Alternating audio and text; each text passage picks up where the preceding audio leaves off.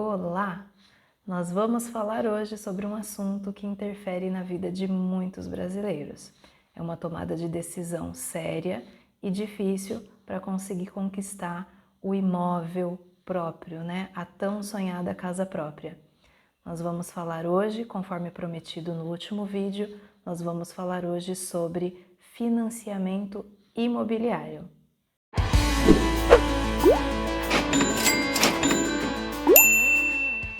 Então vamos começar aqui a falar dos fatos que compõem aí o financiamento imobiliário.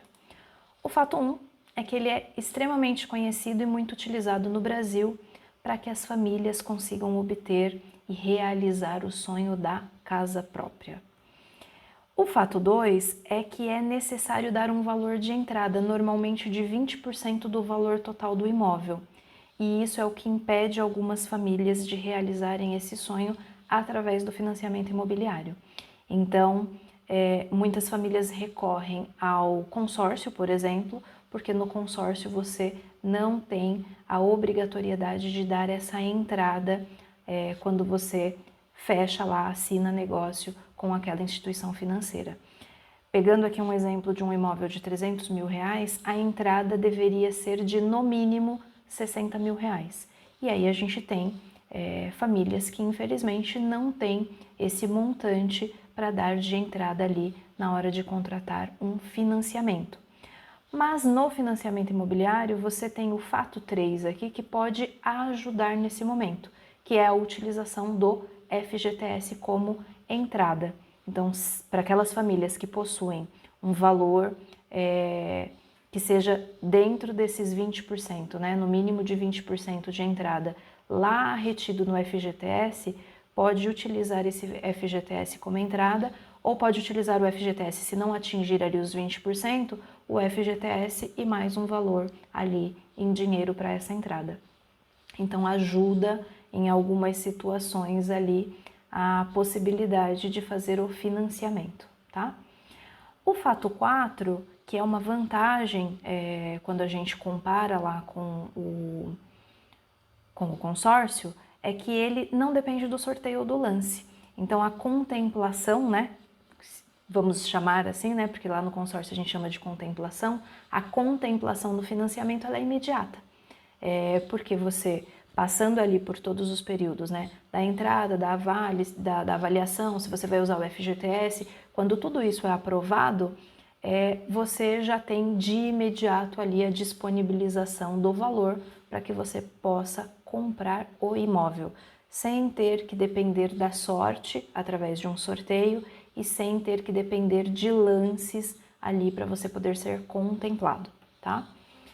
O fato 5, que aqui para mim ele é uma vantagem perante a clareza que traz sobre isso, é que ele tem a taxa de juros, mas que isso é muito claro, isso não é escondido em nenhum momento. Então, desde o início das negociações, fica muito claro que para aquela entidade financeira te adiantar esse valor para você pagar o seu imóvel, você vai pagar uns juros em cima desse valor.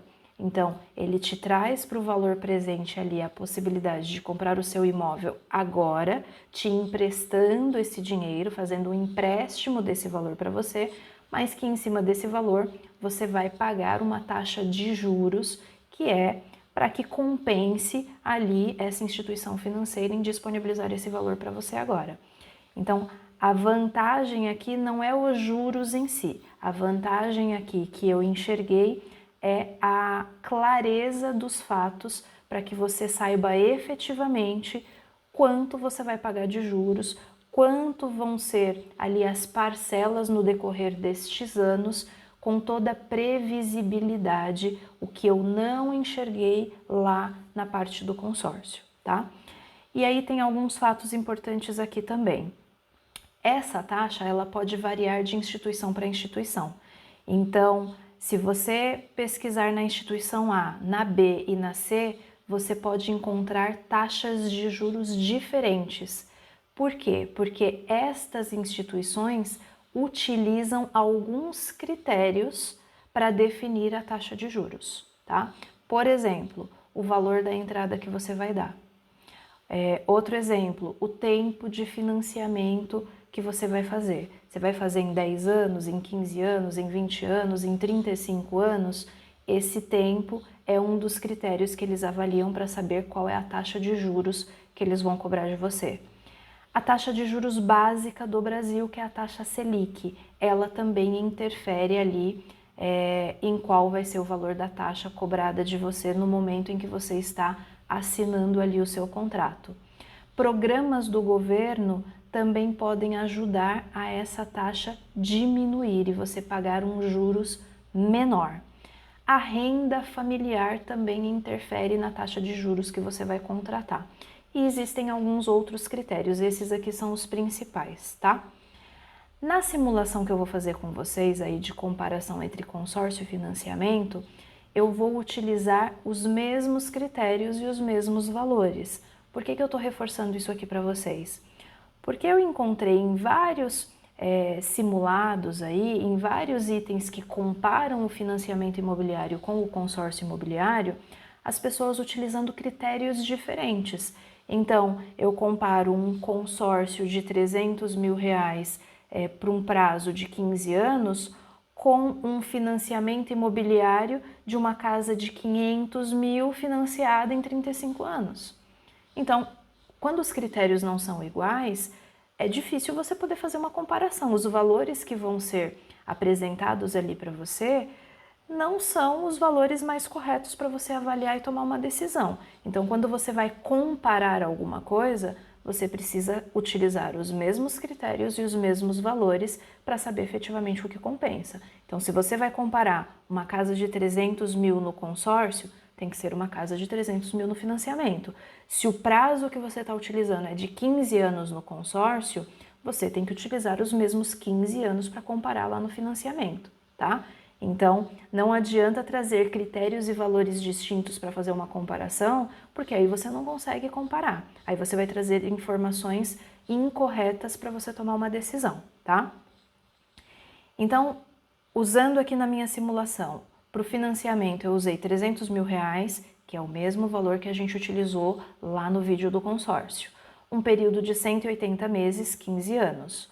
Uma entrada de 20% de 60 mil reais para efeito do financiamento e uma taxa efetiva de juros de 11% ao ano. Essa foi a taxa calculada por N instituições para o meu perfil, com aqueles critérios que eu falei para vocês, lembrando que é para o meu perfil. Então, para um perfil de uma pessoa que tem uma renda familiar maior ou menor, que tem um score maior ou menor, que está pretendendo aí fazer num tempo maior ou menor, pode variar essa taxa, tá? Então essa taxa no valor presente em 2023, com a taxa Selic a 13,25 para o perfil da Érica, foi de 11% ao mês. Nas instituições, desculpa, ao mês não, ao ano. Para as instituições que eu simulei, ficou sempre na casa aí dos 11%. 11, 11,5, 10,5, então na média 11% eu vou utilizar aqui nessa simulação, tá? E aí uma informação importante para trazer para vocês é que quando a gente tem ali os programas do governo, como por exemplo Minha Casa Minha Vida, ele tem alguns critérios para que as pessoas se encaixem. Então não são todas as pessoas que se encaixam para participar aí desses programas do governo. Por exemplo, eu, com o meu perfil, não me encaixo no programa. Se eu me encaixasse, eu poderia ter uma taxa bem menor do que essa de 11%, tá? Então, alguns fatos importantes aqui. A renda familiar, então, a renda ali de todas as pessoas que compõem a sua família, que vai te ajudar a pagar esse financiamento, para o Minha Casa Minha Vida, ela tem que ser de, no máximo, 8 mil reais por mês. Quanto menor a renda familiar, maiores são os benefícios ali, então menor vai ser a taxa de juros. O financiamento pode ser por até 35 anos, o que pode ajudar muitas famílias aí em ter uma parcela menor, inclusive uma parcela menor do que um aluguel em muitas situações, tá? E há um limite do valor do imóvel, então por mais que você tenha uma renda familiar baixa, você se encaixa ali no Minha Casa Minha Vida, aqui em São Paulo, por exemplo, não pode comprar um imóvel com valor superior a 270 mil reais. Em outras regiões do país, esse valor muda, tá? Então tem regiões que esse valor é menor, tem regiões que esse valor é maior. Mas aqui em São Paulo e no Rio de Janeiro, pelas pesquisas que eu fiz lá e as simulações que eu fiz, o valor máximo de um imóvel para você estar dentro do programa Minha Casa Minha Vida é de até 270 mil reais. E você pode também utilizar o FGTS aqui nos programas do governo, tá? Só um fato curioso para que vocês entendam que essa taxa de juros anual de 11% que eu trouxe, ela pode ser bem menor para as pessoas que se enquadram dentro do programa Minha Casa Minha Vida. E aí, repetindo, porque é muito importante, para muitas famílias compensam muito mais fazer o financiamento imobiliário quando elas estão na Minha Casa Minha Vida do que pagar um aluguel e guardar esse dinheiro para comprar esse imóvel num valor futuro. Estou repetindo isso aqui porque tem muitas pessoas aí na internet postando várias simulações dizendo que compensa mais você alugar e investir a diferença do valor do que financiar. Para algumas situações não valem, principalmente para as pessoas que têm uma renda familiar baixa e que se enquadram totalmente aí nesse programa Minha Casa Minha Vida, onde você vai pagar uns juros muito menor, com uma parcela muito menor do que você pagaria num aluguel, tá bom? Por isso que vale a pena fazer conta, vale a pena pesquisar. E aí vamos para a simulação efetiva, né? Então a gente tendo aí um financiamento de 300 mil, do período de 180 meses, que equivale a 15 anos, uma entrada de 20%, que é os 60 mil reais, e uma taxa efetiva de juros de 11 mil reais, de 11% ao ano, a gente, utilizando a tabela SAC, que é uma das mais utilizadas, você tem a tabela SAC e você tem a tabela Price. Na tabela Price, você tem parcelas iguais em todos os meses até o final do período. Na parcela SAC, você começa pagando uma parcela mais alta e você termina pagando uma parcela mais baixa. Então, ela é decrescente, tá bom? Então, a primeira parcela para estes valores que eu trouxe para vocês, ficaria em R$ 3.429,64. A última parcela ficaria em R$ 1.344,98, tá? O total pago nesse financiamento seria de aproximadamente 490 mil. Então, de um empréstimo ali que você fez nesse financiamento de 300 mil, ao final do período você estaria pagando ali 490 mil, tá? Por conta da taxa de juros. E aí eu trouxe um comparativo entre o consórcio e o financiamento, para que vocês avaliem aí junto comigo o que compensa dentro deste comparativo, tá? A entrada no consórcio ela é zero, no financiamento é 20%. Então, para quem não tem o valor do financiamento, o consórcio, nesse caso, faz mais sentido, tá? Taxa de administração. O consórcio tem 20% de taxa de administração. O financiamento, apesar de eu ter colocado aqui como zero, dentro da taxa de juros que você paga, ela tem ali um percentualzinho de taxa de administração também. Mas como esse valor não é apresentado de forma quebrada para que a gente possa mensurar, a gente traz como zero porque ele está dentro ali, está incluso dentro da taxa de juros. Então, dentro daqueles 11% que eu trouxe para vocês, um percentual ali dentro desses 11% é referente à taxa de administração, tá bom? Só para que depois ninguém diga, a Érica falou que não tem taxa de administração, mas no financiamento também tem. Tem sim, porém como ele não é quebrado, né, a gente não recebe esses valores de forma separada, a gente está levando em conta aqui que a taxa de administração é zero, porque ela já está contemplada na taxa de juros, tá bom? A taxa de juros do consórcio, por si só, a taxa de juros é zero. É o grande argumento lá do consórcio, não tem juros. E no financiamento, nesse comparativo, a gente tem 11%.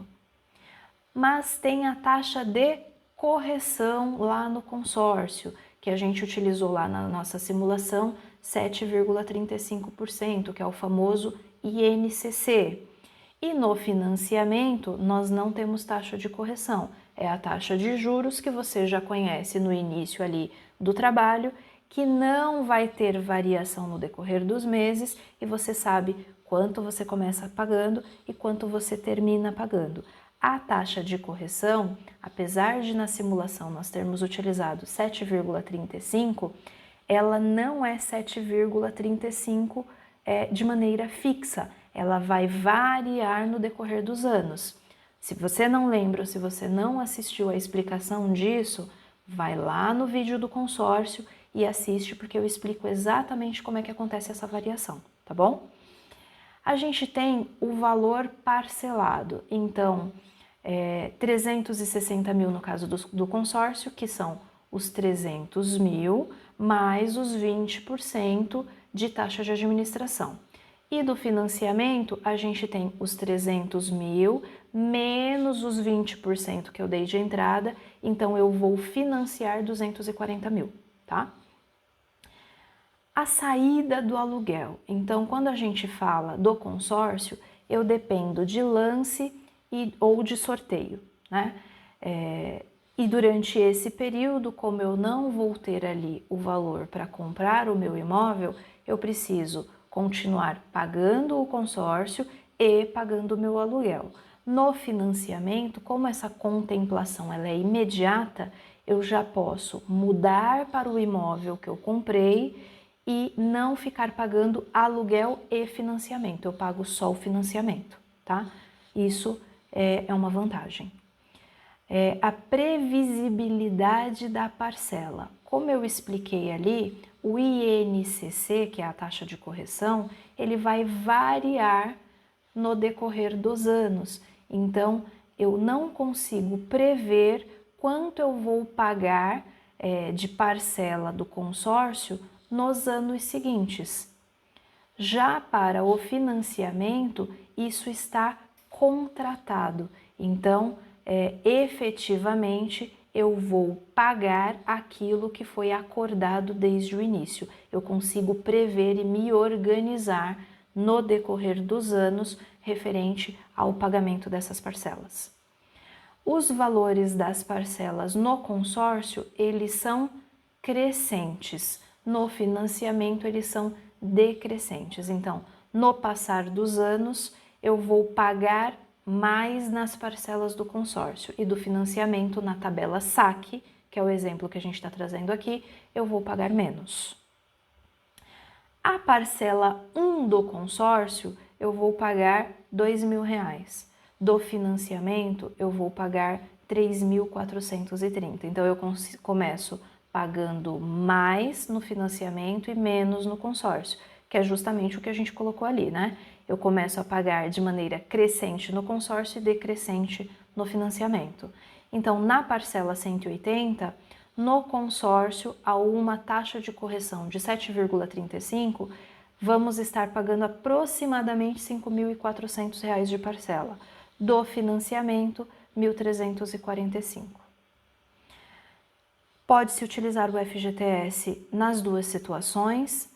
A amortização de parcelas não existe no consórcio, mas existe no financiamento.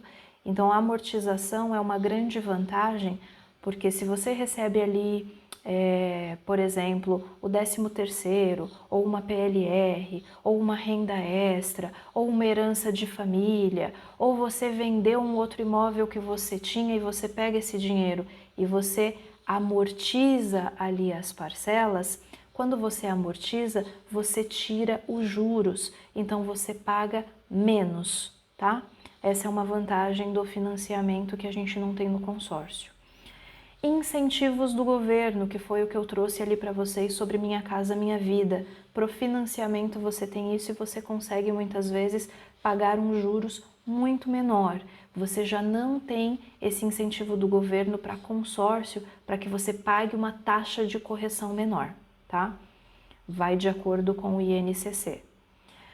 O valor pago em 15 anos, para estes valores que eu trouxe aqui para vocês, no consórcio, ao final dos 15 anos, saiu do seu bolso 620 mil reais.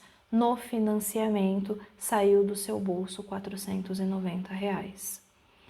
E o prazo de parcelamento que a gente tem hoje no consórcio é de até 20 anos. No financiamento é de até 35, tá? A maior parte dos consórcios é de até 15, mas existem alguns poucos no mercado que fazem ali o consórcio de até 20 anos. No financiamento é de até 35 na maior parte das instituições, tá? Então, para a maior parte das instituições que liberam ali para você financiamento imobiliário, você consegue fazer isso em até 35 anos. Lembrando que quanto maior o período, mais juros você vai pagar no financiamento e maior a taxa de correção que você vai ter ali no consórcio. Então, quanto menor o tempo que você fizer, menos você vai ter que desembolsar ao final do período, tá bom? Gente, lembrando que essa comparação aqui, ela vai variar de acordo com o seu perfil e de acordo com o momento em que você está vivendo. Então, a gente tem períodos que o INCC está um pouco mais baixo e a taxa de juros também está um pouco mais baixa. Então, essa simulação é para o valor presente de hoje, tá bom? Se você não assistiu o vídeo do consórcio e não está entendendo esses percentuais que eu trouxe aqui, assiste lá o vídeo do consórcio, onde eu explico efetivamente o porquê que eu utilizei estes valores, tá bom? E aí vocês podem me perguntar, Érica, como seria o cenário se ao invés de fazer consórcio e ao invés de fazer financiamento, eu investisse os valores? Eu não fizesse nem consórcio e nem fizesse financiamento e investisse esse valor durante aí esse período, por exemplo, de 15 anos. Compensaria financeiramente falando? E aí eu vou mostrar isso para vocês agora também, tá? Vamos aqui para um simulador de juros compostos. Então, o que eu vou trazer aqui para vocês? É o mesmo período que a gente utilizou lá para o consórcio e para o financiamento, que é um período de 15 anos. O aporte inicial, vamos falar ali do financiamento primeiro, tá? Então, você teria de bate-pronto em mãos 60 mil reais, que é o valor que você utilizaria para dar a entrada, tá ok? E aí a gente tem a rentabilidade. Vamos supor que você resolveu colocar esses 60 mil reais no Tesouro Selic, que é hoje o investimento mais seguro que a gente tem no Brasil. Tesouro Selic hoje, com a taxa Selic a 13,25, ele está ali em torno de 1,04% ao mês, tá bom? Então, olhando para este cenário em específico, você teria desembolsado 60 mil reais. Então, vamos lá. Aqui no simulador de juros compostos, eu vou trazer para vocês, então, o mesmo período que a gente utilizou lá no consórcio e no financiamento, que é um período de 15 anos. Pensando aqui no financiamento, que foi dado ali 60 mil reais de entrada, pensando que você tem esse valor em mãos, você vai investir os 60 mil reais aí como aporte inicial e eu vou utilizar aqui o valor aproximado aí da taxa Selic, pensando que você investiria esse valor no investimento mais seguro que a gente tem no Brasil hoje, que é o Tesouro Direto. Então, pensando ali no Tesouro Selic, que está uma taxa de 13,25%, dá aí em torno de 1,04% ao mês, né? Pensando numa taxa mensal. Olhando para esse número, olha só que interessante. Durante 15 anos, se você colocasse esses 65 mil reais, desculpa, esses 60 mil reais lá no Tesouro Selic por 15 anos e você não fizesse mais nada, você teria, ao final do período, acumulado 386 mil reais. Aí você pode falar para mim assim, Érica, mas se eu podia pagar ali os 60 mil reais e mais as parcelas, eu consigo fazer um aporte mensal aí e aumentar esse montante, certo? Certo. Eu não vou considerar o valor das parcelas que a gente utilizou lá, iniciando por 3 mil e poucos reais e ao final 1.000 e poucos reais lá. Eu vou colocar aqui, vou levar em consideração que como você vai continuar pagando o aluguel, você vai conseguir fazer um aporte mensal de apenas R$ 750 reais por mês. Aqui o seu montante ao final do período já muda para 782 mil reais. E aí saindo do seu bolso efetivamente 195 mil reais. Mas aí você pode falar para mim assim, Érica, mas a taxa Selic não vai ficar em 13,25 durante o período total. Então a gente vai utilizar aqui um valor mais baixo de taxa Selic, aí pegando as médias dos períodos mais altos e dos períodos mais baixos, vou colocar uma taxa aqui de 0,8, que dá o equivalente a 10% ao ano, tá? Ainda assim, ao final do período, você teria um valor de 553 mil reais, tá?